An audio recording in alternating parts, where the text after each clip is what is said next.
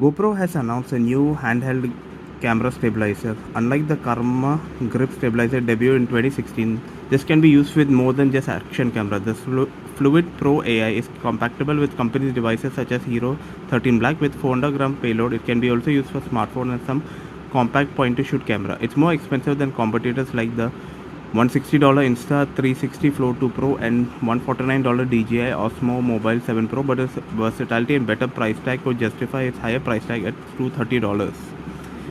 It comes with an integrated AI powered tracking module that it uses to recognize hand gestures that can control it from far and to keep subjects automatically in frame.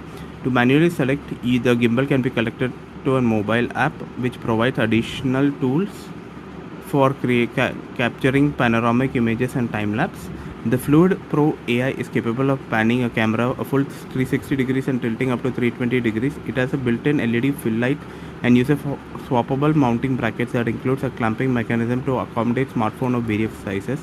In lieu of features like the telescopic arm and tripod like that pop up of the handle, it has a sizable battery that GoPro claims is good for 18 hours of use or up to 6 hours when the AI tracker is active and LED light is on. Insta360 and DJI could only muster up to 10 hours without tracking disabled.